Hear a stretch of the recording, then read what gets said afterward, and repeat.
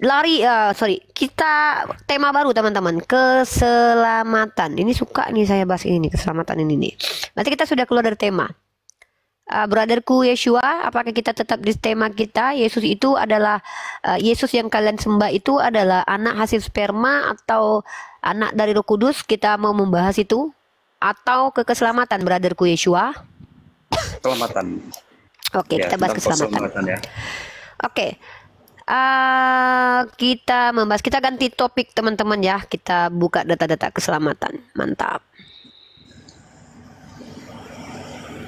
Bro Yosua, bisa nggak Anda buka kamera, Bro? Atau merasa Oke, keberatan? Yohanes 4 nggak ayat mau lanjut. 22. Yohanes 4 ayat 22. Yohanes 4 ayat 22. 22. Ya, baca Oke. sana. Kasih di screen lah Kamu kalau boleh. menyembah apa yang tidak kamu kenal. Kami menyembah apa yang kami kenal. Sebab keselamatan datang dari bangsa Yahudi. Nah, sebab Ya. Israel itu adalah umat pilihan Tuhan ya. Terus? Sebab itu keselamatan hanya datang dari bangsa Yahudi. Ya. Oke. Terus? Sebentar dulu. Em, Sebentar dulu. Yohanes- Konteks ayat itu.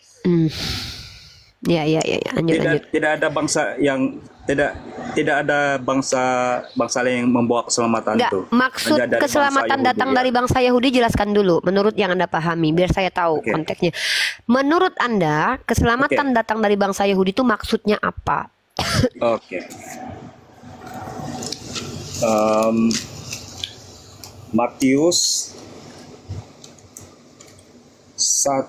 Matius 1 ayat, saya baca ya. Matius 1 ayat 21 sampai 23. 23 ya. Oke, saya baca. Bacakan, brother. Ayat 21. Maria akan melahirkan seorang anak lelaki. Anak itu harus engkau namakan Yeshua karena dia akan menyelamatkan umatnya daripada dosa mereka. Nah, dia akan menyelamatkan umatnya daripada dosa ya. Semua itu berlaku supaya terjadilah apa yang difirmankan oleh Tuhan melalui nabinya. Seorang anak darah akan mengandung lalu melahirkan seorang anak lelaki. Anak itu akan dinamakan Immanuel. Kenapa dinamakan Immanuel?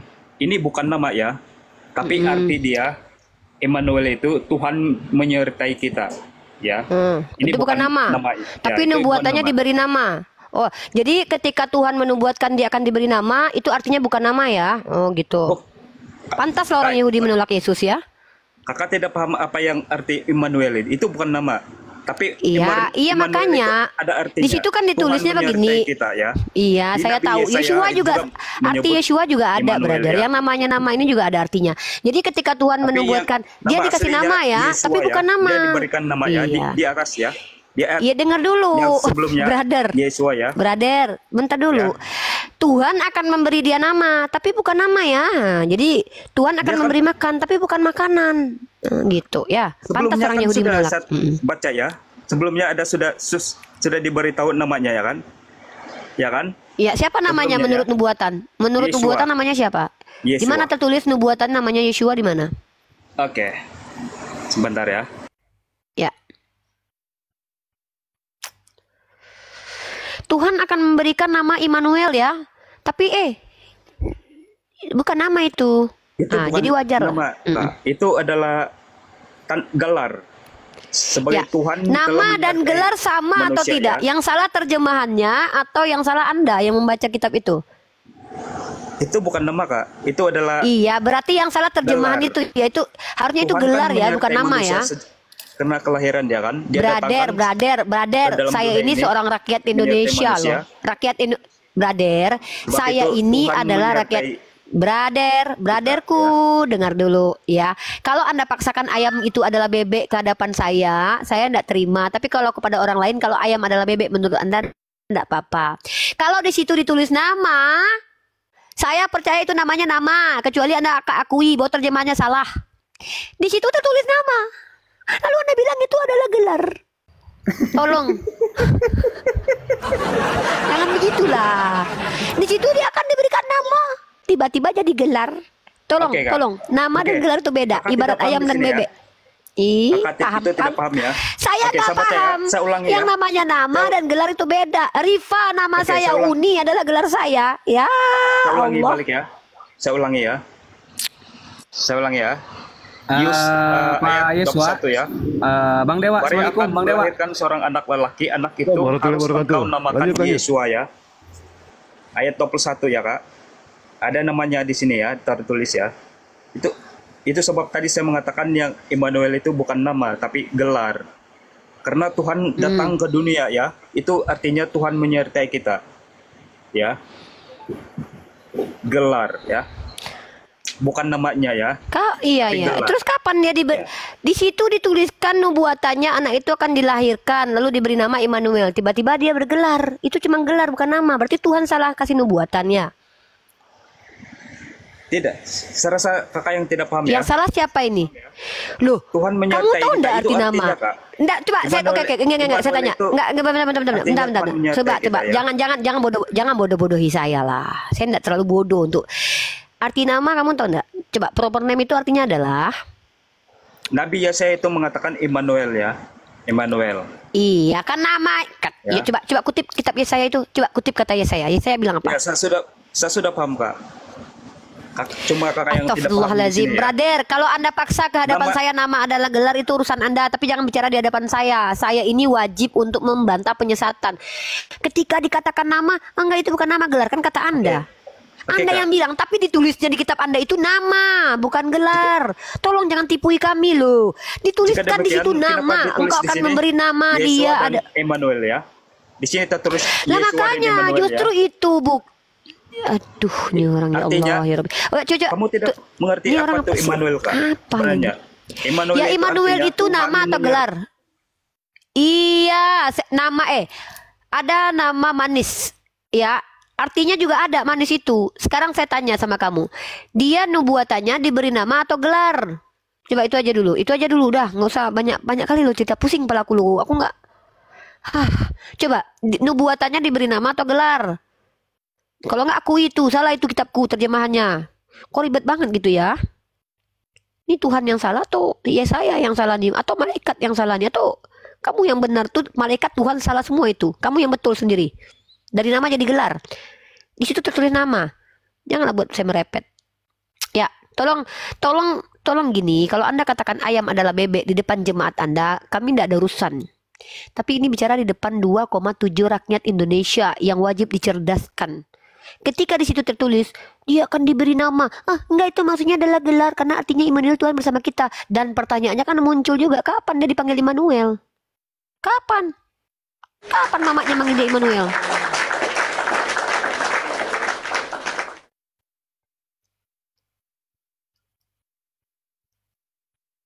Macet.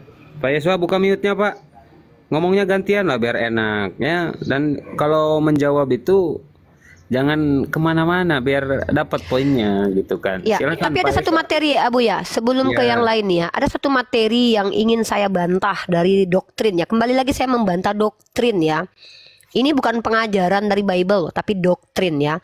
Doktrin itu apa? Pengajaran mereka yang mereka sandarkan kepada konon katanya kitab suci mereka, yang sebenarnya tuh bisa kita bantah. Contoh, keselamatan datang dari bangsa Yahudi. Saya tadi bertanya, apa yang dimaksud keselamatan datang dari bangsa Yahudi? Itu yang saya tanya. Apakah Tuhan lahir dari bangsa Yahudi? Siapa yang bilang begitu? Apakah Mesias itu harus datang dari Bani Israel? Siapa yang berkata seperti itu? Kenapa? Kalau kita lihat, kalian buka dalam Ulangan pasal 34 nomor 10. Ya, tidak ada lagi nabi seperti Musa ini berhadapan dengan Tuhan akan dilahirkan dari Bani Israel. Kemudian Kejadian pasal 49 ya, nomor 10. Tongkat Yehuda. Ya, kita baca nih. Ntar dulu nih. Satu raja-raja. Jadi kita kalau bicara konteks ayat kitab suci, sekalian punya satu ayat, kami punya 1000 pembatalan ayatnya. Pembatalan ayat satu kalian yang kalian salah pahami itu. Ya. Ini contoh. Kita buka di sini. Kita buka dalam kitab Kejadian pasal 49. Masa kami harus ngikutin doktrin kalian? Enggak lah. Kalau kalian akui, oh iya kitab saya salah, itu harusnya gelar. Nah, Mana ini? Tongkat Yehuda akan berpindah. Itu ayat berapa itu? Bentar.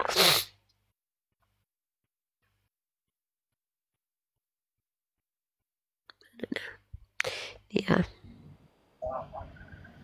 Ikhwan Filah di tap-tap ya, sambil tap-tap layar saudaraku. Tembuskan 1M kalau bisa Ikhwan Filah ya. Terima kasih. Pak Pendeta ini ada malah nge-WA kok Pak Pendeta ini unik. Katanya tolong bahas kata Allah di dalam Biblos karena Kristen ini layak katanya pakai kata Allah. Ini malah WA kok Pak Pendeta. Jangan lari-lari dulu. Jangan lari-lari dulu. Jangan lari-lari dulu. Nanti dengan Bang Beni dengan Bang Dewa lah. Nih, dalam kitab Kejadian pasal 49 nomor 10. Tongkat kerajaan tidak akan beranjak dari Yehuda ataupun lambang pemerintahan dari antara kakinya sampai dia datang yang berhak atasnya. Maka kepadanya akan takluk bangsa-bangsa. Kan begitu. Ya kan? Di sini ada indikasi bahwa tertulis bahwa tongkat itu tidak akan berpindah sampai yang layak datang.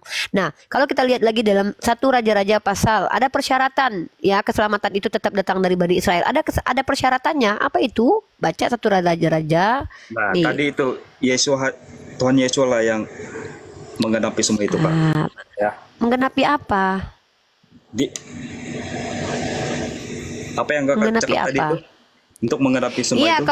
kalau hanya gitu Yesus yang berhak, berarti ya? dia bukan Bani Israel. Berarti Yeshua yang sebetulnya bukan Bani Israel. Kenapa? Karena dikatakan tidak ada lagi nabi seperti Musa yang datang dari Bani Israel. Berarti kami benar umat Islam. Nabi Isa itu kalau secara nasab bukan Bani Israel. Kenapa? Dia nggak punya bapak. Sejak kapan nasab itu dari mama? Yang namanya nasab dari bapak. Nabi Isa Al-Masih putra Maryam tidak dipanggil bin siapa, bin Lewi, bin Daud, nggak ada. Dia dipanggil Ibnu Maryam. Terputus Karena dia adalah nasabnya. firman Tuhan yang menjadi manusia, Kak. Aduh, kok Dia bawa adalah doktrin firman Tuhan gereja yang ke menjadi sini. manusia, ya. Aduh. Sebab itu tidak bin-bin ya.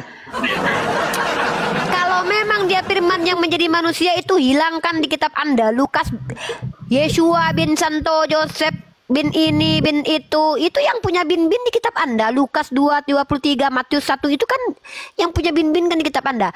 Itu kan Islam dari ibunya, dengar dulu, mana Itu ada dari dari ibunya, ibunya, mana dari ibunya, mana di situ Maria. Nggak ada. Ini kok baru-baru, kok suka kali ngerubah-ngerubah firman Tuhan ini kalian umat Kristen ini. Hanya Islamlah yang percaya full bahwa Isa putra Maryam itu bukan hasil biologis, karena tidak ada satupun umat Islam bahkan dikabarkan dalam Al-Quran dia bin Maryam, bin Ibnu Maryam, anak Maria. Tapi coba lihat di kitab kalian, ketika kalian katakan kami percaya dia dikandung Roh Kudus, kalian percaya dia punya silsilah sampai Santo Joseph, kalian bilang seorang punya suami itu adalah perawan. Ini kalian berkontradiksi antara kitab suci dengan penjelasan iman kalian. Makanya saya katakan, saya bingung dengan kalian ini. Di kitab suci tertulis apa, doktrin yang keluar apa. Islam tertulis adalah Ibnu Maryam. Kami umat Islam tidak pernah mengakui kalau dia punya bapak. Ya. Oke, Kak, Nah, kamu sudah menyimpang ya. Bentar dulu, saya lagi bahas tentang. Tidak sama yang tadi ya. Kok menyimpang? Saya lagi bahas tentang pernyataan kamu keselamatan datang dari hanya bangsa Yahudi. Saya mau tunjukkan ini. Tuhan itu punya syarat, punya persyaratan. Baca dalam 1 Raja-Raja pasal kedua nomor 4 nih. Dan supaya Tuhan menepati janji yang diucapkannya tentangku, yakni jika dengar ini, kecuali Tuhanmu nggak konsisten. Ya, ingat, kalau kamu Tuhanmu konsisten, dia akan tepati janjinya. Kalau Tuhanmu nggak konsisten, berarti dia menipu. Ya, dengar. Ini Tuhannya Bani Israel, bukan Tuhan yang... Ini Tuhan yang digambarkan oleh Bani Israel loh. Halo Bu. Ya, nanti dulu Bang Hanzo ya. Saya lagi dengan Yesua. 1 Raja-Raja pasal kedua nomor 4. Kamu baca. Dan supaya Tuhan menepati janji yang diucapkannya tentang aku, yakni jika anak-anakmu laki-laki tetap hidup di hadapanku dengan setia, dengan segenap hati dan dengan segenap jiwa, maka keturunanmu takkan terputus dari tahta kerajaan Israel. Udah. Belum dulu. Ini orang baru masuk. Nanti kan kami kasih kesempatan bicara. Saya lagi sama Yeshua. Nah, ketika Tuhannya Bani Israel mengatakan ada syarat supaya tidak putus tongkat kerajaan itu dari Israel, terpenuhi tidak syaratnya? Apakah orang Bani Israel semua patuh terhadap hukum Taurat? Mereka, Yesus katakan, kalian ular buludak, kalian si tegar tengkuk, membunuh para nabi. Dalam hukum Taurat jangan membunuh. malah nenek moyang Bani Israel ini membunuh para nabi. Lalu kalian mengatakan bahwa memang tongkat kerajaannya akan tetap penuh dan maka akan sampai Yeshua adalah anak. Ayolah, jangan kalian tipui kami hidup-hidup ya. Jelas, kita tunjukkan apa kata Yesus sendiri mengatakan. Ya, Yesus sendiri mengatakan, kalian ular beludak, nenek moyangmu pembunuh para nabi. Siapa itu? Bani Ismail. Bani Israel itu. Makanya Yesus berbicara pakai perumpamaan. Kenapa? Karena kepada angkatan jahat ini tidak akan ada tanda kecuali tanda Yunus. Tiba-tiba ada yang bilang Yesus bermujizat, Yesus bermujizat. Yesus saja bilang tanda orang jahat ini tidak akan melihat tanda kecuali tanda Yunus. Entah dari mana kalian bisa bilang Yesus lo bisa begini begini begitu. Yesus yang mana? Yesus yang mana? Selamat Tanda Yunus, ya. siang. Tanda Yunus itu apa itu Yunus. maksudnya? Tanda Yunus Yunus kan itu di adalah dalam mukjizat yang terjadi kepada Nabi Yunus, yaitu tidak mati 3 hari 3 malam dalam perut ikan. Nah, kalian melanggar tanda Yunus. Yang namanya mukjizat adalah kejadian supranatural yang luar biasa yang tidak mungkin ternalarkan terjadi kepada para nabi. Si Yunus bisa apa? Dia kalau mati dalam perut ikan itu tidak hebat namanya. Orang biasa juga mati dalam perut ikan kalau dimakan ikan. Hebatnya Yunus dia tidak mati. Masalahnya ketika Yesus di dalam perut bumi 3 hari kalian bilang meninggoy. Sementara Yesus mengatakan angkatan yang jahat ini tidak akan melihat satupun tanda. Tiba-tiba ada yang bilang Yesus lo bisa menghidupkan orang mati, Yesus lo bisa menurunkan. Yang mana Jadi 3 yang hari betul 3 ini? malam itu Yesus atau mati, kalian penulis kitab tapi Matius, Markus, bukan Lukas atau meninggal. Yesus? Apa nih laban ini lo? Saya sedang mengkritisi antara pernyataan gini, Kak. Yesus dengan realitas yang kalian terima dalam kitab suci Roh kalian. bisa mati, Kakak. Roh Tuhan bisa mati ya. Roh itu Katanya. nggak mati. Masalahnya yang Nah. mati itu bukan roh, tapi Tuhan Nah. kalian yang bernama Yesus. Oke, Yang Kak. disebut dengan Begini, Yesus Kak. itu Yang ada. kamu lihat Tunggu mati itu dulu. hanya tubuh ya, bukan roh Ya Roh itu tidak mati ya, Allah. cuma Sejak tubuh. kapan roh punya nama? Emang ada nama roh bernama Yesus? Ada roh bernama Yesus? Ada nama roh Oke. yang bernama Yesus. Yang kita bicarakan di sini Yesus atau roh yang bernama Yesus? Kalau ada roh Yesua bernama itu Yesus dikandung tunjukkan. karena roh Tuhan ya. Roh Tuhan ya. Iya, semua Ya. manusia dikandung karena Apa yang roh di dari dalam- Tuhan. Roh yang ada di dalam tubuh Tuhan Yesus itu adalah roh Tuhan sendiri ya. Sama- Loh, di dalam roh- diri Paulus juga ada roh Tuhan. Lu hebatnya apa, Yeshua? Di dalam diri Paulus ada roh Tidak. Tuhan juga. Kok tidak? Pa- Kok membantah kitab sucinya sendiri nih? Nih, Paulus katakan begini nih. Paulus kan bukan dilahirkan oleh Paulus kan dilahirkan oleh ibu bapak ya. Ya, Sebab itu siapa dia nama tidak hebat, bapaknya? ya. Siapa nama Apa bapaknya nih? Paulus? Yesus. Kalau memang Paulus dilahirkan oleh seorang bapak, siapa nama bapaknya? Mendingan Yesus. Bapaknya jelas, Santo Joseph. Ada silsilahnya. Paulus lebih hebat lagi, tidak ada silsilahnya. Kalian tahu siapa nama bapak Paulus? Kalian ini. Oke, ada tertulis di Alkitab juga. Kalau Tuhan mencetak semua Mana? semua Coba tunjukkan bumi ini kepada pun saya tidak dapat silsilah menampung Paulus. tulisan itu, Pak. Ya, ada ayat Iya, tertulis tapi ya. ketika kalian bicara Tapi tidak memang- tertulis yang kalian omongkan, kenapa saya harus percaya? Saya baca kitab kalian kok. Kalau kalian katakan Yesus itu kok dikandung dari Roh Kudus, iya, setiap manusia itu Nah, dikandung dari Roh. Maka harus Ya berpikir kenapa? dengan Roh. jernih supaya kamu paham ya. Apa ini? Apa yang harus saya pahami coba? Nah, sebab itu kakak tidak paham ya. Apa yang harus saya pahami yang tidak saya pahami apa dan yang harus saya pahami itu apa? Jangan-jangan kamu nggak ngerti dengan arti kata pahami. Itu beda ya. Tidak sama ya. Ya memang beda.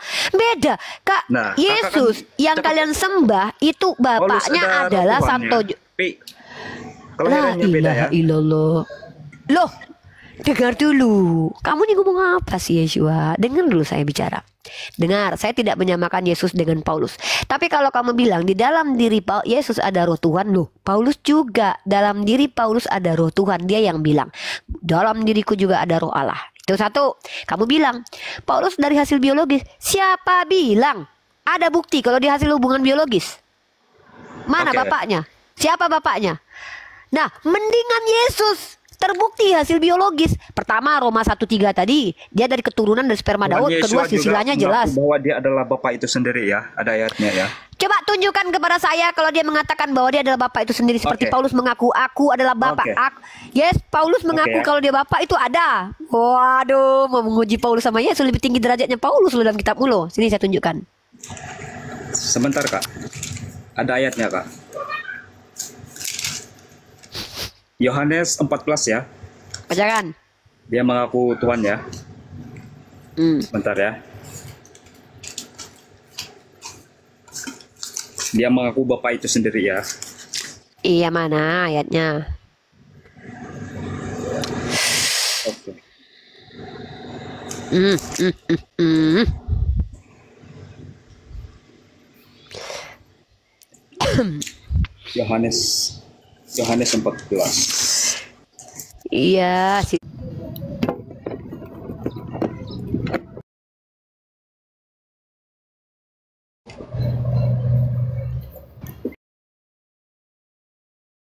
Kristen itu tidak kekurangan ayat ya. iya kami juga Yesua ini menghafalkan ayat sepertinya kalian, JO tapi kan ini. belajar. Ya kan, Yesua. Ngonis kok kan. Oke Kak. Yohanes 14 ayat 7 ya. Ya. Saya mulai dari 6 ya. Yesus menjawab, "Akulah jalan untuk mengenal Tuhan dan untuk mendapat hidup. Tidak seorang pun dapat datang kepada Bapa kecuali melalui aku. Karena kamu mengenal aku, kamu akan mengenal Bapakku juga. Mulai sekarang kamu mengenal Dia dan sudah melihat Dia." Ya. Dia mengaku Bapak ya. Dia Mana di situ dia bilang di sini sudah mana ada dia bilang terang aku ya. adalah bapak ngarang ini Yesua Laban, ini Laban. Yohanes Ajar Laban. ini. Ya udah sama Laban dulu. Laban Yohanes selesaikan kau, urusan. Yesua. Ini sudah terang-terang Kau ya. bikin Ya, Laban, kacau Laban. kau. Laban ini Kristen Yesua, kamu ngomong sama si Laban dulu lah, dia Kristen. Laban silakan dulu Laban. Saya lagi Gak nggak ada mau. pernyataan Yesus Bapa di situ, Yesua. Kau ngada-ngada aja kau. Oke, sekarang Yesua bohong, tidak ada kata bapak. Tapi saya bisa tunjukkan kalau Paulus mengaku sebagai bapak. Dalilnya tertulis eksplisit. Aduh, menangan saya nih kalau ayat by ayat lawannya nih. Aduh. 1 Korintus pasal 4 nomor 15. Sebab sekalipun kamu mempunyai beribu-ribu pendidik dalam Kristus, kamu tidak mempunyai banyak bapa, karena akulah yang dalam Kristus telah menjadi bapakmu. Wah, ini baru jelas eksplisit. Nih, jadi bapak dia. Jadi kalau kau bilang Yesus mengaku sebagai bapak, bohong Di sini, sekali. Karena Yesus berkata, Yesus sendiri yang jangan mengaku ya. panggil siapapun Dia bapak sendiri di yang bumi ini, berkata-kata karena ya, bukan bapakmu Yohanes itu ya. ada di surga. Bentar dulu Yesua, aduh Yesua. Aduh, si Laban aja nggak terima Yohanes kau bilang 14 begitu ini, loh. Udahlah Yesus Laban, sendiri yang Laban. bercakap-cakap ya, Laban. bukan Bang Yohanes ya. Laban, Bang Laban handle dulu ya. Saya mau makan dulu ya. Soalnya orang-orang JO ini kadang-kadang memang harus diurus sama orang Tritunggal ini. Silakan kalian dulu. Saya mau makan. Izin ya, Bang Laban. Saya sebagai seorang muslimah hanya menonton konsili dulu sesama Kristen ya. Karena ini oneness kayaknya JO ya. Saya mau makan Iya, dulu. pasti Lapar JO perut. ini. Lapar Yesua. perut adek Bang. Lapar perut adek. Makan dulu Uni ya. Keselamatan Jaga hanya kesehatan. datang dari bangsa Yahudi ya. Bentar, Deng, assalamualaikum Tidak. Deng. Deng Handi. Ya lanjut dulu, Waalaikumsalam. Siap, Keselamatan. Deng, siap. Keselamatan Mungkin itu tidak datang dari Uni bangsa-bangsa lagi lain, makan dulu termasuk ya. bangsa Arab.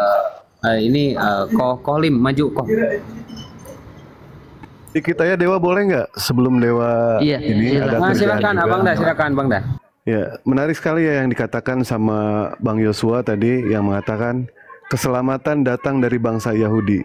Ente kenapa Kristen? Ya karena Kristen itu kan dari Yunani. Yahudi itu adalah ajaran Samawi. Yesus ajaran Samawi, Islam ajaran Samawi. Sementara yang namanya Kristen itu ajaran Romawi. Tidak. Kenapa ente Abang menjadi salah seorang ya. Kristen? Kalau misalkan salah tuh memahami keselamatan ya. datang dari Yahudi. Kristen itu ada karena ajaran Tuhan Yesus ya. Oh, enggak ada, Kristen enggak itu ada kenal. ya? Enggak kenal. Kristen, Yesus sama Kristen itu tidak kenal. Oke. Nah, coba saya pengen Buktinya tahu, adalah saya 12 beranalogi rasul seperti ya, ini. dipilih ya. Saya tanya ke Bapak, andaikan nih ya, andaikan Indonesia nih, ini kita berandai-andai ya. Misalkan Indonesia dijajah sama Israel, sama orang Yahudi. Kira-kira Bapak berpihak ke siapa, Pak? Silakan, Pak. Andaikan Indonesia dijajah oleh Yahudi, Bapak mau berpihak kepada siapa?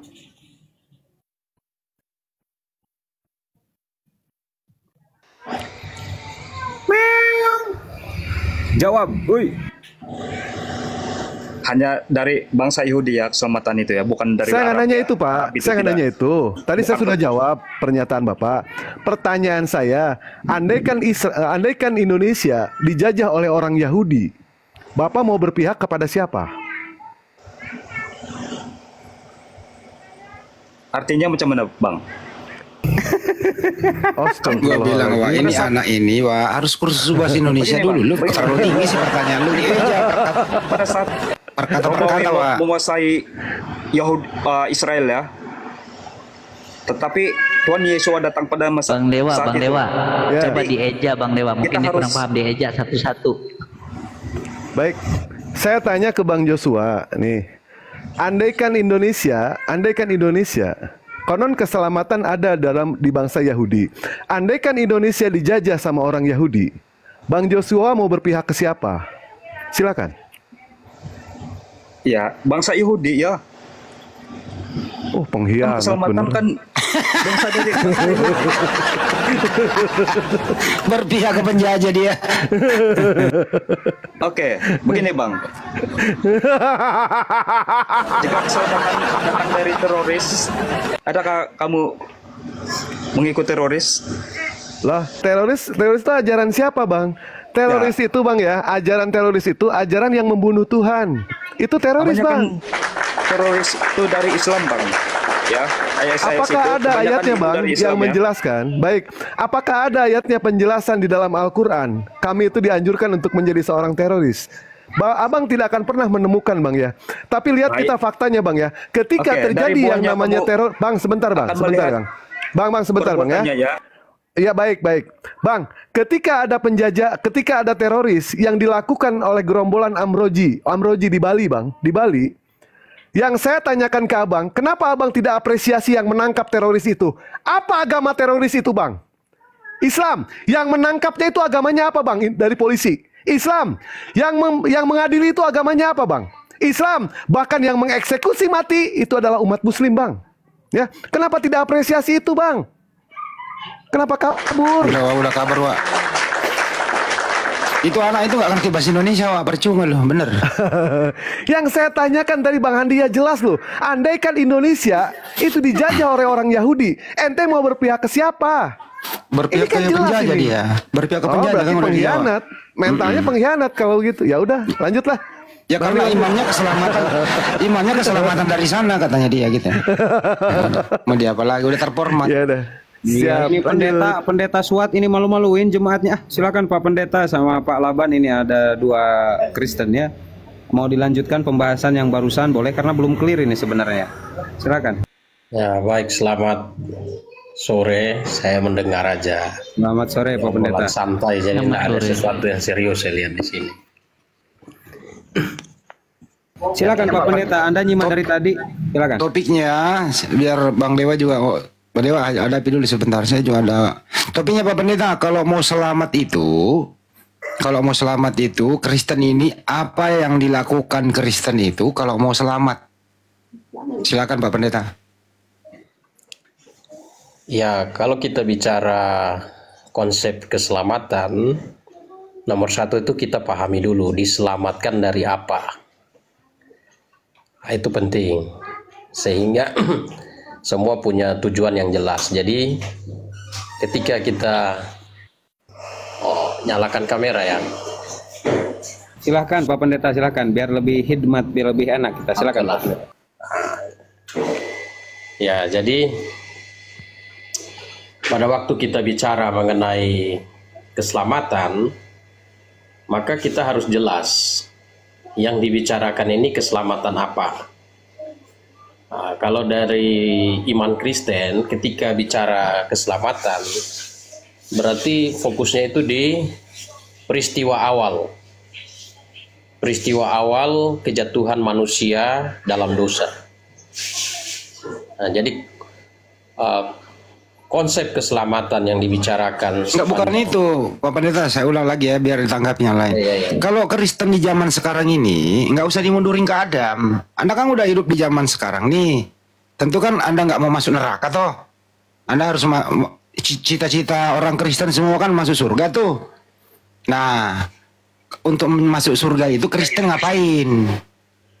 Apa yang harus dilakukan? Oh no, Pak Pendeta, silakan. Iya, makanya saya perlu jelaskan, penjelasannya itu kan bukan iya tidak, tapi ada penjabaran. Ini kan mengenai iman. Nah, kalau Bapak tanya mengenai ya tidak, saya cukup kasih ayat saja. Titik awalnya itu Kejadian 3 ayat 15. Nah, jadi sesudah manusia jatuh di dalam dosa, itu ada janji dari Allah bahwa Allah akan memberikan juru selamat, penyelamat manusia dari dosa. Jadi manusia yang berdosa tidak bisa lagi datang kepada Allah yang Maha Suci dan Maha Kudus. Dosa itu pelanggaran hukum Allah. Jadi yang menyebabkan manusia tidak bisa masuk surga adalah dosa. Jadi itu intinya ketika bicara konsep keselamatan menurut iman Kristen, ialah bagaimana supaya dosa itu bisa dibereskan. Nah, dimulai dari Kejadian pasal 3, janji tentang juru selamat itu sudah dibicarakan. Janji itu disimbolkan dengan pengorbanan domba, ibadah domba korban. Oke, cukup Pak Pendeta ditanggapi dulu Ahmad. Siapa yang teman mau maju nih? Saya Kristen nggak ngerti saya. Makanya lu catat dulu Ban, Dua halaman kek baru Coba nanti lu detail nanggapi. dulu. Pak siapa ini? Pak Pendeta Suat. Pendeta Surat. Suat, jangan di Suat, sorry Pendeta Suat. Maaf Pak Pendeta, maaf. Nah, jangan disunat. Apa itu dosa? Nah, Anda jelaskan. Silakan umat muslim lagi yang maju, Bang Dewa, Uniripa atau Bang Beni, silakan. Tanggapi dulu ini. Silakan. Mau Bang Dewa atau Kohlim silakan. Saya di tengah-tengah dulu deh. Ini Iya, Dewa silakan, mau Pak. jalan lagi sebentar Bang Andi. Tapi nggak apa-apa Ya, Dewa silakan, Bang tanggapi Dewa, lah. silakan. Nah.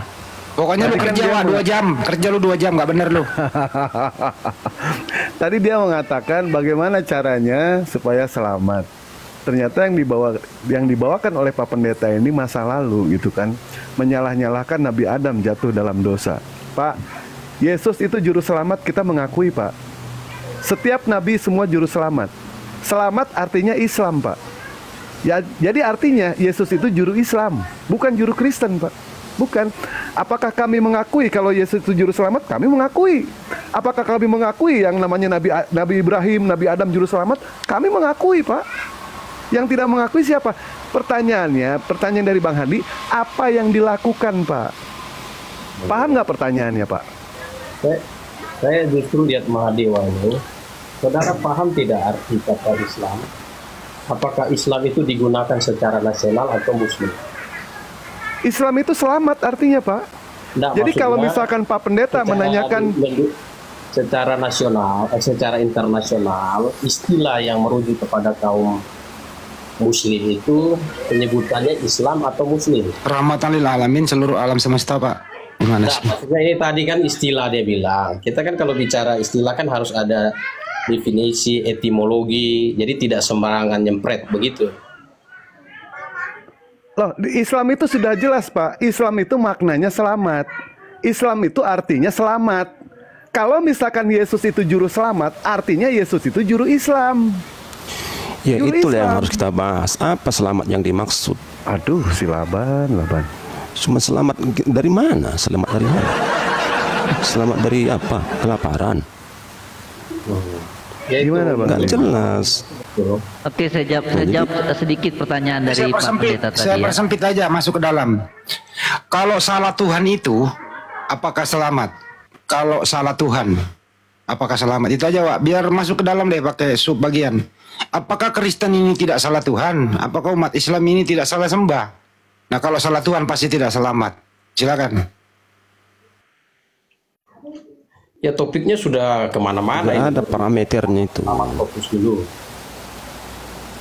Artinya satu belum Jadi tuntas, mulai lagi Ini satu. saya aja dulu jawab ya. Begini ya. Silakan Pak Laban. Oke, silakan. Jadi Kejadian 3 ayat 22. Sesungguhnya manusia itu telah menjadi seperti salah satu dari kita. Ini salah satu katanya. Artinya ada beberapa aspek lagi ya. Tapi di sini disebut manusia itu seperti salah satu dari kita, yaitu setelah diceritakan kisah Adam Hawa. Tapi hanya salah satunya. Apa itu? Tahu tentang yang baik dan yang jahat. Pengetahuan. Hanya pengetahuan. Nah, apa yang lain selain pengetahuan? Amsal 8 ayat 12. Aku hikmat tinggal bersama-sama dengan Pak Beni aja, Pak kecerdasan. Beni nggak ngerti ini marifat ini, nggak ngerti Pak. Iya, Pak Laban jangan Ya masuk udahlah. dulu. Ya. Anda beda sama Kristen lain, Mas. Ente Oke lah, mendingan- aku turun lah. turun iya. aja udah ya, turun aja ente. Lu mah nggak ada standarnya, Ban. Silakan Pak Pendeta. Sebelum gua Beni, silakan. Ya silahkan kalau mau menyampaikan. Tadi kan penjelasan saya sampai di ibadah korban. Nah itu ibadah korban. Nah dalam keyakinan iman Kristen, ibadah korban itu adalah ibadah yang berhubungan dengan janji penyelamatan. Makanya ketika Yesus datang ke dunia, janji itu digenapi. Janji itu digenapi. Nah, itu berdasarkan penghitungan eskatologi Yahudi dalam Daniel pasal 9 ayat 24 sampai 27. Ada 70 kali 7 masa. Ya, 70 kali 7 masa. Nah, kemudian dibagi jadi 3. Ya, 7 kali 7 masa, 49 tahun tembok dibangun. Kemudian ada 62 kali 7 masa, kurang lebih 434 tahun dari tembok dibangun, kota dipulihkan, sampai Mesias disingkirkan. Nah, kalau dari data eskatologi Yahudi ini, maka Galatia 4 ayat 4 bilang sesudah genap waktunya. Nah, Yesus datang itu bertepatan dengan penggenapan janji. Dialah Mesias yang telah dijanjikan. Juru selamat yang dijanjikan. Jadi cara penyelamatannya seperti apa? Ya, dia mengorbankan dirinya dengan cara mati di kayu salib untuk menanggung dosa manusia. Karena tidak ada manusia yang bisa membereskan dosanya sendiri. Nah, dia butuh rahmat Allah. Dia butuh anugerah Allah supaya dosanya itu bisa dibereskan. Cara pemberesannya ya melalui salib Yesus Kristus. Jadi Yesus itu dibunuh dalam keadaan. Ya, silakan. Oke, begitu. Ya, baik, Pak. Jadi konsep keselamatan itu, ya artinya selamat itu kan untuk memperoleh hidup yang kekal ya Pak ya. Kekal abadi. Ya, setuju Pak ya? Ya. Setuju. Nah, sedangkan di Alkitab Bapak itu sudah banyak lah orang tahu ya. Untuk memperoleh keselamatan dan hidup yang kekal abadi itu caranya cuma satu Pak, mempercayai Yesus itu sebagai utusan Tuhan, bukan Tuhan itu sendiri. Ya, ayatnya jelas di Yohanes 17 ayat 2 dan 3. Di situ dikatakan apa? Ya, memperoleh hidup yang kekal kepada semua orang telah Engkau berikan kepadanya. Ya, hidup yang kekal itu adalah mengenal satu-satunya Allah yang benar dan mengenal Yesus Kristus sebagai utusan. Itu ayatnya untuk mendapatkan hidup keselamatan. Ya, hidup keselamatan kan itu kan untuk kehidupan yang kekal. Nah, jadi terlalu sepele kalau Bapak menarasikan bahwa Yesus datang untuk menebus dosa manusia, ya, dia berinkarnasi sebagai manusia atau rohnya roh Allah dan sebagainya. Itu terlalu sepele buat saya. Karena ayat-ayat itu sudah banyak bantahannya. Cobalah cari ini yang lain, referensi ayat yang lain. Karena itu sangat mudah untuk dibantah.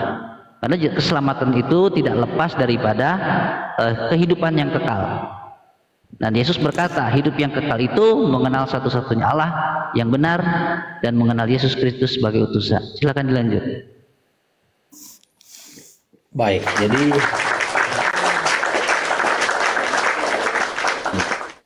bagus ini diskusinya ya. Jadi Yohanes 17 ayat 3 itu. Nah, seringkali yang terjadi itu ialah mengambil ayat ini melepaskan konteks dari ayat ini. Nah, di sini utusan itu, bicara utusan, yaitu dijelaskan di ayat yang keempat. Bahwa Yohanes 17 ayat 4, aku telah mempermuliakan engkau di bumi dengan jalan menyelesaikan pekerjaan yang engkau berikan kepadaku untuk melakukannya. Jadi Kristus itu ya datang ke dunia tujuannya untuk melaksanakan pekerjaan. Nah, pekerjaan yang ditugaskan kepada Yesus Kristus itu ialah penyelamatan dosa manusia, penebusan dosa manusia. Makanya kalau kita lihat kemudian secara hakikat, Yesus bicara di ayat yang keempat dan 5, Aku telah mempermuliakan engkau di bumi dengan jalan menyelesaikan pekerjaan yang engkau berikan kepadaku untuk melakukannya. Oleh sebab itu ya Bapa, permuliakan aku padamu sendiri dengan kemuliaan yang kumiliki di hadiratmu sebelum dunia ada. Jadi Yesus sudah ada sebelum inkarnasi. Itu. Jadi bicara tentang utusan di sini, ini bicara tentang pekerjaan. Ya, jadi pekerjaan. Jadi Tritunggal itu punya tugas dan pekerjaan, dibedakan dari tugas dan pekerjaan. Nah, makanya kalau kita lihat dari ayat ini, kita bisa hubungkan dengan 1 Korintus 11 ayat 3. Ya, itu hubungan dalam tugas dan tanggung jawab. Yang menjadi kepala dari perempuan ialah laki-laki, yang menjadi kepala dari laki-laki ialah Kristus, yang menjadi kepala dari Kristus adalah Allah. Nah, laki-laki dan perempuan hakikatnya manusia. Begitu, tetapi di dalam peran dan tanggung jawab itu berbeda. Begitu. Jadi konsep dari Yohanes 17 ini harus betul-betul dipahami. Jadi Yesus sendiri menyatakan bahwa dia dan Bapa itu sama. Ya, ayat 4, Aku telah mempermuliakan engkau di bumi dengan jalan menyelesaikan pekerjaan yang engkau berikan kepadaku untuk melakukannya. Nah, ya, itu. Sudah Pak? Sudah? Ya, silakan. Sudah, ya. Ya. Silakan. Jadi gini Pak, di ayat 4 itu dikatakan, Aku telah mempermuliakan engkau. Nah, engkau ini siapa Pak? Aku di sini siapa? Engkau ini di sini siapa? Ya, Bapa. Aku Bapa. Engkau? Enggak. Ayat 4 ya. Engkau siapa Pak? Iya, aku siapa? Engkau siapa? Ya, aku di situ Yesus. Engkau di situ Bapa. Oke, baik.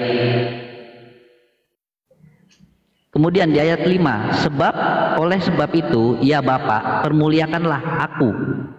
Ya kan? Nah, tadi Anda mengatakan ya bahwa itu Yesus itu adalah Bapa itu sendiri. Di ayat 4 dan 5 ya, mulai dari ayat 3, 4 dan 5 itu sudah ada dua oknum di situ antara aku dan engkau. Pahami ya kata-katanya ya, di situ aku dan engkau. Ya, di ayat 3-nya pun sudah dikatakan mengenal engkau satu-satunya Allah. Ya, ada kata engkau di situ. Di ayat 4-nya pun ada kata engkau di situ. Aku dan engkau, berarti dua. Nah, di ayat 5-nya juga dikatakan Bapa dan aku, berarti ada dua lagi, Pak. Ada dua oknum lagi di situ. Jadi, kalau Bapak hubungkan ayat 3 dari ayat 2 sampai terus seterusnya, ini tetap merujuknya aku dan engkau. Ada dua oknum, bukan satu oknum. Begitu, Pak. Jadi bagaimana Bapak bisa mengatakan bahwa Yesus itu adalah Bapak itu sendiri? Itu bagaimana? Sedangkan ayat ini tidak ada satupun yang mengatakan bahwa aku adalah Yesus Tuhan, atau aku adalah Tuhan itu sendiri, atau aku adalah Bapak itu sendiri. Tidak ada. Silakan Pak. Baik, jadi mungkin saya perlu koreksi ya. Saya tidak ada, nanti bisa dilihat ulang. Saya tidak mengatakan bahwa Bapa itu Yesus sendiri. Tapi sehakikat. Jadi kalau dari kata ganti orang ini kan jelas. Ini dua pribadi. Dua pribadi di sini. Dua pribadi. Ya, saya sependapat itu dua pribadi, tapi sehakikat.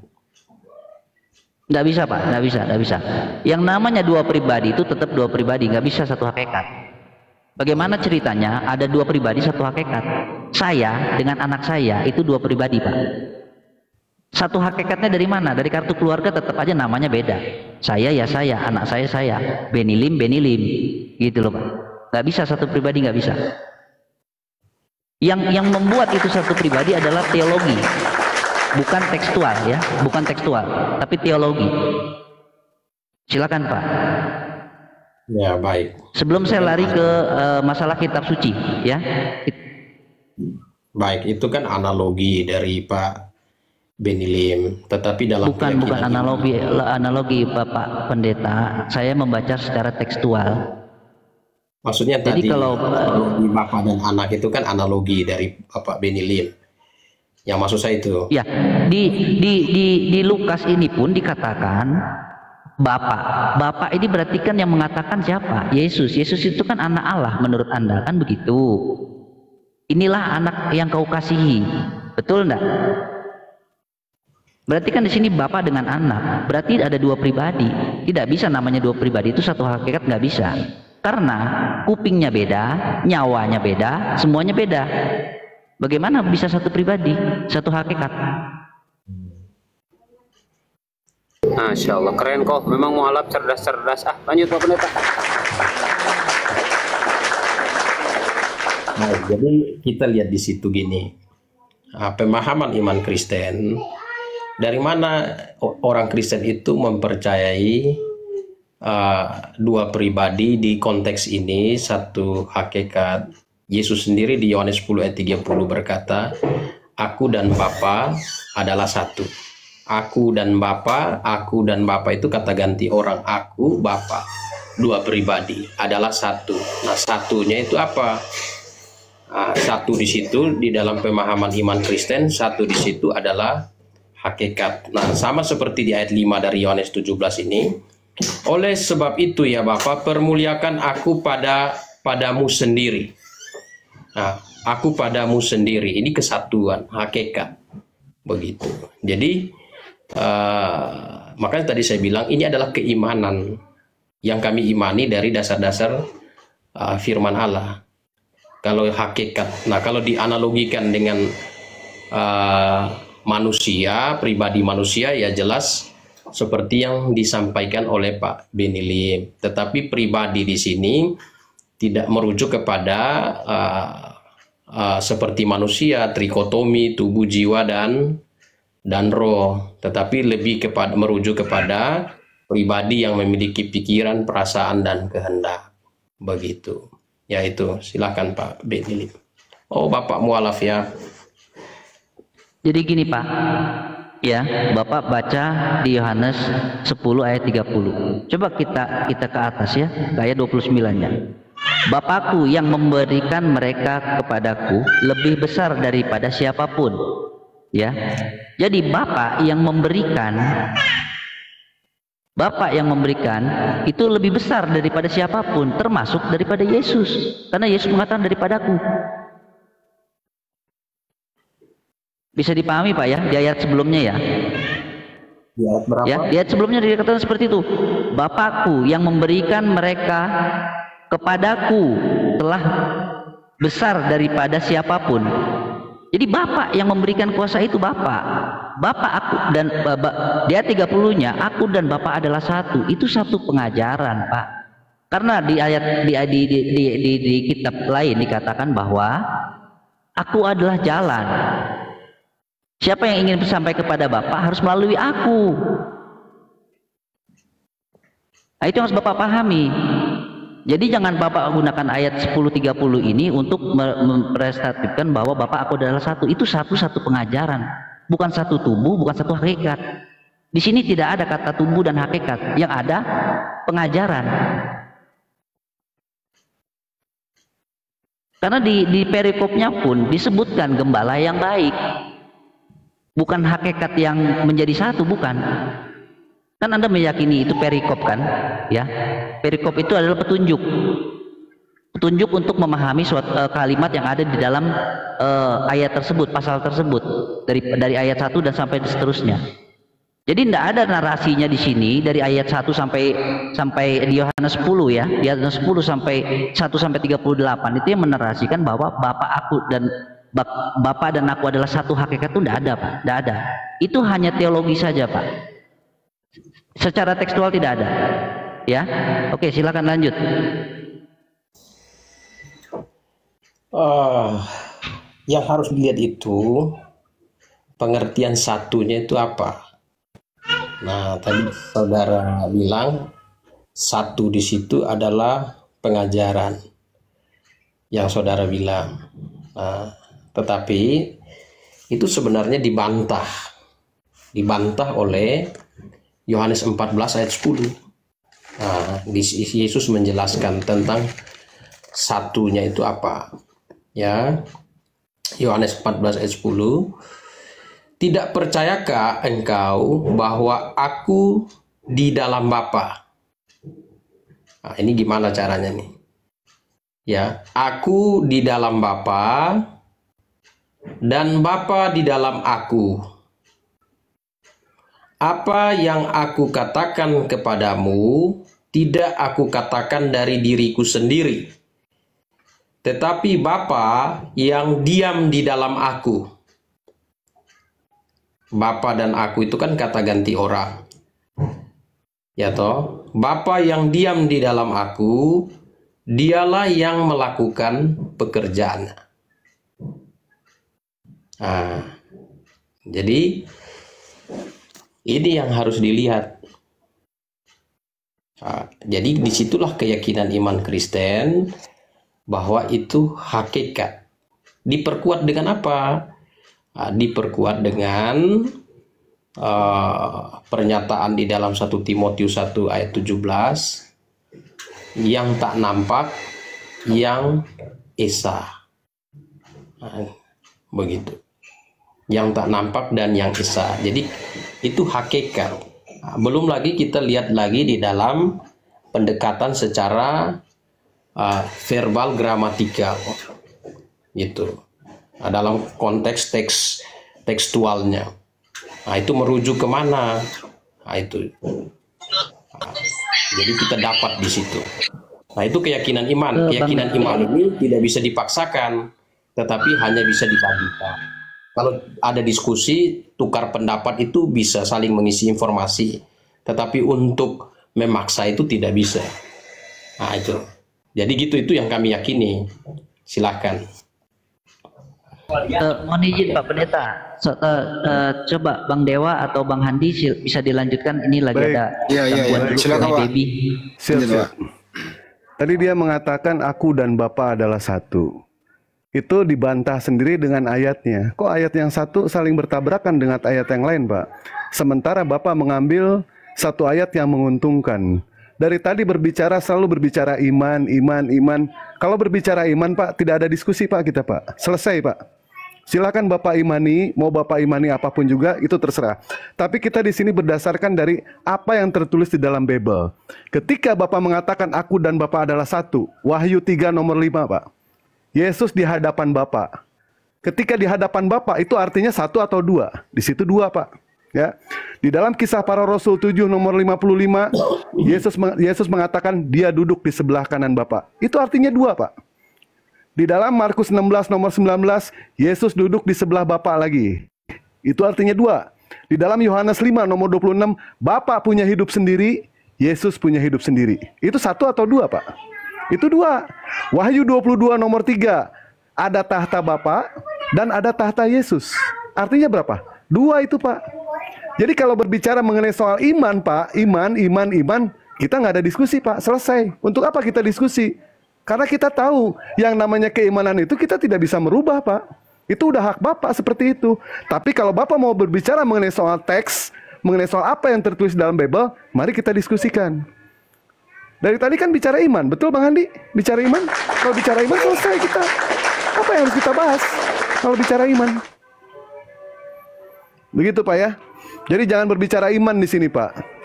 Ya, kita berbicara apa yang tertulis. Coba Bapak pahami, di dalam Yohanes 5 nomor 26, Bapak punya hidup sendiri, Yesus punya hidup sendiri. Artinya maknanya apa, Pak? Itu maknanya satu atau dua?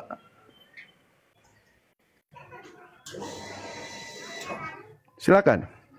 Ya, oke. Jadi gini, yang kita bicarakan ini kan topik iman. Nah, jadi kita bicara topik iman. Nah, makanya saya bilang ayat-ayat Alkitab itu tidak berdiri sendiri. itu satu kesatuan. Jadi kalau narasinya itu dipenggal, lalu dianggap dia berdiri sendiri, maka itu akan mendatangkan kesalahpahaman. Kan Yohanes yang tadi dikutip juga, kalau kita lihat narasi semuanya itu bicara tentang kesatuan. Ketika bicara aku dan Bapa, berarti itu dua pribadi. Ya, aku dan Bapa. Kata ganti orangnya sudah jelas. Secara struktur tata gramatikal, verbal gramatikalnya jelas. Aku dan Bapa. Nah, dari tadi kan saya tidak pernah menyangkal bahwa itu dua pribadi. Tapi dua pribadi dalam satu hakikat. Tidak ada, Pak. Tidak ada. Ya. Tidak ada, Pak. Bapak jangan bohongin kami, ya. Itu pengajaran dari pengajaran bapak-bapak gereja yang mengatakan satu hakikat. Silahkan cari ayatnya kalau Yesus satu hakikat dengan Bapak. Saya berhenti jadi apologet, Pak. Saya berhenti. Jangan berbicara iman, jangan berbicara teologi soal Kristen, Pak. Mari kita bicara mengenai soal teks di situ.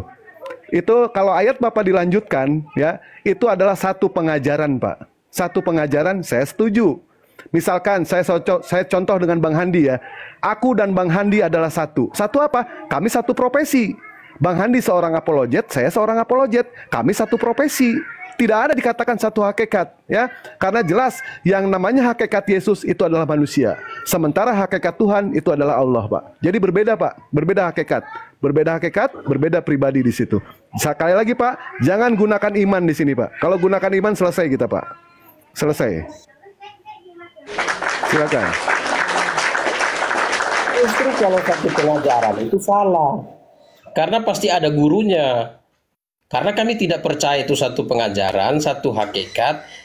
Kedua-duanya itu adalah pencipta. Kalau saudara bilang Yesus dan Bapa satu guru, satu pengajaran, gurunya kedua-duanya siapa? pencipta, wah, dua pencipta. Itu tak. Dua Tuhannya.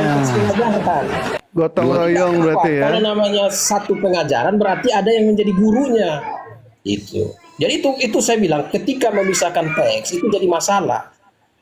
Tidak bisa seperti itu. Makanya kita melihat keseluruhan kesimpulan Alkitab. Saudara bilang itu ajaran Bapak gereja, tapi di Alkitab kami ada 3 yang memberi kesaksian di surga, Bapa, Firman, dan Roh Kudus, dan ketiganya adalah satu. Oke, jadi maksudnya apa? Ketiganya adalah satu. Bentar, Pak, jangan kemana-mana, ya. Kita di sini. Kemana-mana. Ini saya menekankan. Nanti kalau saya tunjukkan, ternyata itu teks terjemahannya itu salah, Pak. Ada yang darah salah juga itu di situ, saudara. Pak. Karena teks itu sudah ada dipakai oleh Tertullian. Istilah Tritunggal itu muncul dari Tertullian. Tertullian itu muncul abad kedua. Sedangkan teks yang kalian bilang salah itu adalah Kodeks Vatikanus dan Sinaiticus yang muncul abad keempat. Yang Bapak ikuti itu apa? Kodek apa yang Bapak ikuti? Saya itu Tertullian pegang itu namanya O Latin Version.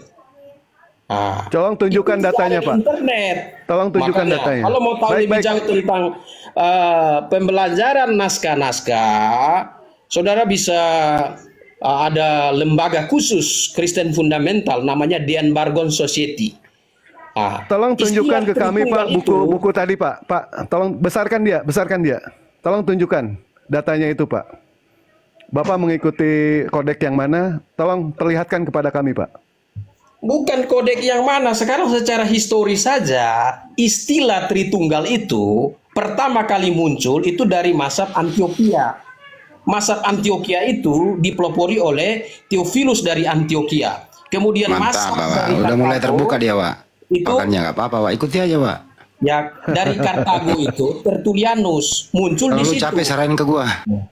Dari mana Tertullianisme munculkan itu? Ini nggak bisa kalau kita iman terus nggak bisa. Nggak, bukan hanya iman. Datanya kan saya udah bilang. Saudara mana datanya, mana? Dian Bargon Society. Saudara mana datanya? Tunjukkan. Open kamera, tunjukkan. Tunjukkan ke kami. Saya tunjukkan data juga. Saya tidak pernah. Ini bukunya. Jadi kalau saudara sorry. Ini. Berarti Bapak beriman kepada buku itu, tidak beriman kepada Bible, ya? Bukan buku, saudara minta data. Bukan saya yang ini, saudara yang meminta data. Maksud saya itu, Pak. Maksud saya itu. Lebih tinggi mana, Pak? Lebih tinggi mana data yang ada di dalam Bible atau dengan yang buku yang Bapak pegang itu, Pak? Di dalam Bible ada. Saudara meragukan. Saya kasih buktinya. Baik, di dalam Bible yang mana, Pak? Tolong Ya 1 tunjukkan. Yohanes 5 ayat 7 dan 8. Ada 3 yang memberi kesaksian di surga. Kalau Bapa, saya bisa Firman, dan menunjukkan Roh Kudus. ada 3 Ketiganya adalah kesaksian satu. itu adalah darah, gimana, Pak? Ternyata itu Di salah bumi. juga, Pak. Itu di bumi. Oh, susah kalau Ya gini ya. kan? Tuh. Udah, Pak, sini, Pak, saya maju, Pak. Udah, Pak. Ya udah, oke, oke. Siap. Nah, Dia berpegang Oke. pada artikel, Bang Andi ya. Berpegang Ya nggak pada apa-apa, saya artikel. ikuti aja, Pak. Pak Pendeta saudara izin, Pak kalau Pendeta. menyerang keimanan saya.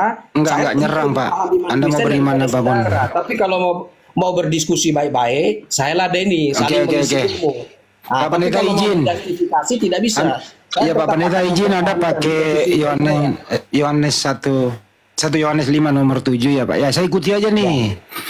Berarti di surga itu ada 3 Tuhan ya, Pak ya? 3 pribadi. Oke, pribadi siapa aja, Pak? Bapa, Mm-mm. Putra. Saya baca ayatnya supaya Udah, Pak, udah. Saya paham kok apapun yang Pak Pendeta ucapkan, saya percaya udah. Bapak, Putra, kan Ya. 3 pribadi nih di surga. Bapak, Putra, Roh Kudus. Bapak ini siapa, Pak? 1 Yohanes 5. Ya udah, Pak, saya udah hafal itu. Bapak ini di surga siapa, Pak? Pak Pendeta. Bapak disebut Allah. Siapa? Allah Allah. Yesus, Putra, disebut Allah juga. disebut Allah juga. Roh Kudus, Ya Allah. berapa Tuhan itu? Nah, hakikatnya 1. Siapa? Kalau hakikatnya 1, siapa yang Tuhan? Ketiganya adalah 1. Enggak, kalau hakikatnya 1, siapa yang Tuhan? Ya 1 yang Esa itu. Siapa namanya? 1, makanya ada kesatuan nama. Iya, ini kan ada 3 nama berbeda disatukan. Nah, terus diputuskan namanya siapa di antara ketiga ini? Ya 3-tiganya. 1 hakikat. Berarti 3 Tuhan. Siapa Tuhan? Ya kan tadi 3, Pendeta bilang. Saudara kan menempatkan 3 pribadi, 3 hakikat. Sedangkan Oke. kami mengimani 3 pribadi, 1 hakikat. Oke. Nah, sesuai Bapak dengan dan Yesus yang itu, Pak. Pak Pendeta, Bapak dan Yesus itu sama atau beda, Pak? Secara hakikat sama, pribadi beda. Pribadi beda. Apa pribadinya Yesus, Pak? Pribadi Yesus, Mm-mm. dia firman. Oke, pribadinya Bapak? Pribadi Bapak, ya dikatakan Alkitab Bapak. Oke, pribadi Roh Kudus? Jadi tetap Roh Kudus. Mereka ini menyatu atau terpisah, Pak, di surga, Pak? Nah, 1 hakikat. Enggak, saya ini kan ibarat kata mereka ini satu tubuh atau mereka terpisah, Pak? Gitu loh pertanyaannya. Kalau pemahamannya tubuh tidak masuk. Oke, apakah Yesus di surga, Pak Pendeta? Apakah Yesus di surga punya tubuh? Oh, ada tubuh kemuliaan. Apa itu tubuh kemuliaan, Pak Pendeta? Tubuh kemuliaan itu, ya, nah, jadi manusia di dalam keyakinan iman Kristen, manusia dicipta untuk menurut gambar dan rupa Allah. Enggak, tubuh kemuliaan Yesus itu apa maksudnya? Jadi dikasih tahu itu tubuh kemuliaan. Ada nggak jenis kelaminnya tubuh kemuliaan Yesus itu? Tubuh kemuliaan itu, darah dan tubuh tidak mendapat bagian dalam kerajaan surga. Enggak, maksud saya tubuh kemuliaan Yesus ini laki-laki atau perempuan? Kalau dari katanya, ya kata itu maskulin, tetapi orang di surga itu tidak saya bacakan ayatnya supaya jangan Enggak usah, Anda udah pakai ayat, saya percaya kok. Maksud saya, jangan pakai ayat, jangan. saya percaya Pak Pendeta. Tubuh kemuliaan Yesus ini, Pak, jenis kelaminnya apa? Laki kah, perempuan kah? Oh, dia tidak perlu jenis kelamin karena bukan untuk bereproduksi surga. Jadi Yesus di bumi kan laki-laki, naik ke surga kok berubah, Pak? Kok bisa?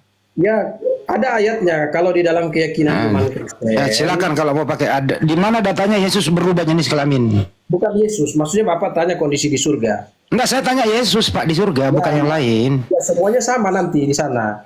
Kan gini loh Pak, izin ya. Waktu Yesus terangkat ke surga itu Pak, yang makan ikan goreng itu Pak, laki-laki atau perempuan? Jadi, Sebelum terangkat Pak. ya dari katanya itu begini, maskulin. Nah, berarti Enggak Pak, ini loh Pak ya. Kan orang pada kaget tuh muridnya. Ya, Dia makan ikan goreng Pak. laki-laki. Laki-laki. Yang terangkat ke surga itu laki-laki atau bukan? Laki-laki. Ya, sampai di surga masih laki-laki nggak Pak? Di surga. Iya. Laki-laki. Ya, Yesus laki-laki toh. Nah, terus Punya tubuh betul? tubuh kemuliaan. Oke lah, saya ikuti tubuh kemuliaan. Yang jelas tubuh kemuliaan itu seperti apa sih gambarannya Pak? Nah, saya bacakan Matius 22. Ya, silakan Pak. Matius 22 ayat 30. Karena pada waktu kebangkitan orang tidak kawin dan tidak dikawinkan, melainkan hidup seperti malaikat di surga. Oke. Jadi Yesus ini seperti malaikat apa seperti manusia Pak?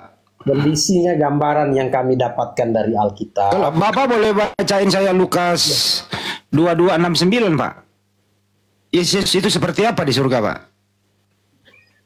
Lukas berapa? 22:69. Coba Bapak, tahu bunyinya enggak? Hafal enggak Pak?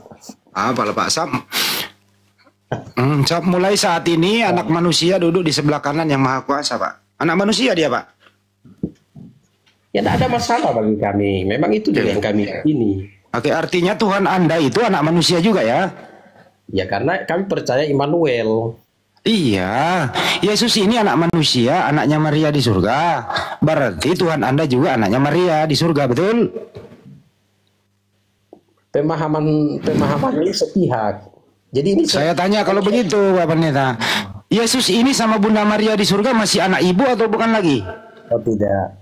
Oh jadi udah dipisahin, bukan lagi ibunya ya? Dia melakukan mujizat itu dia tidak panggil ibu, dia bilang hai perempuan. Dasar anak kurang ajar.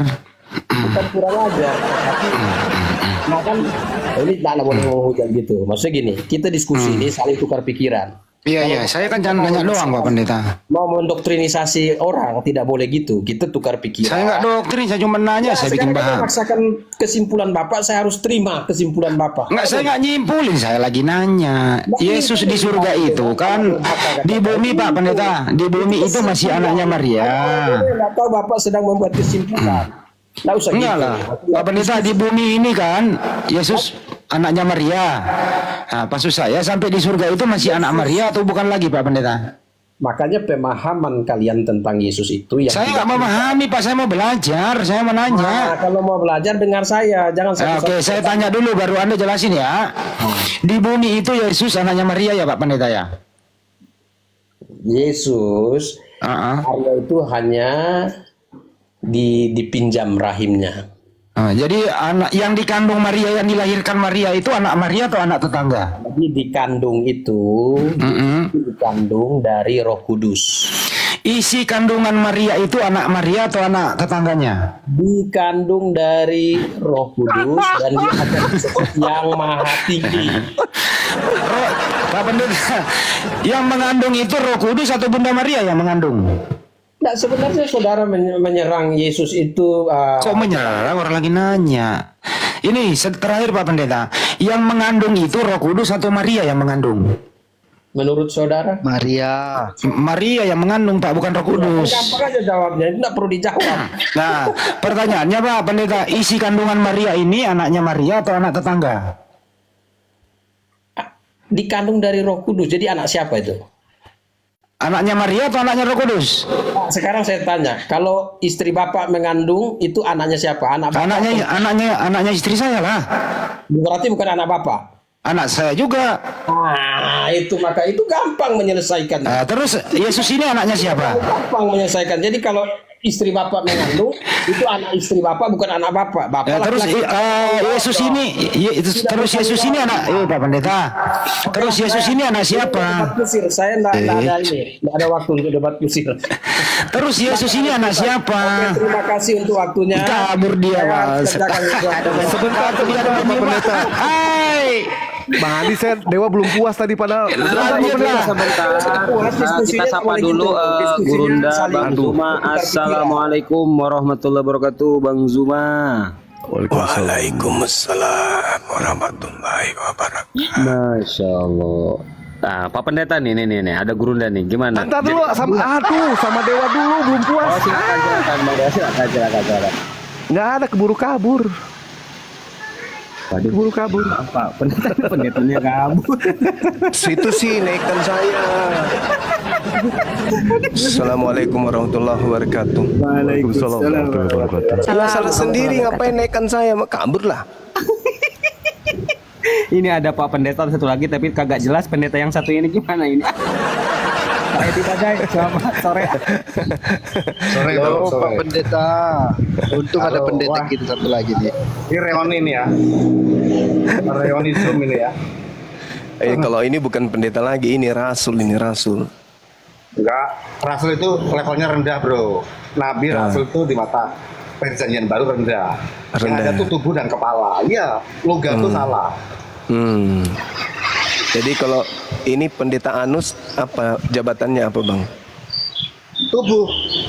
Oh, tubuh. Jadi selama ini kan yang Bang Zuma hadapi kan Kristen salah semua. Ada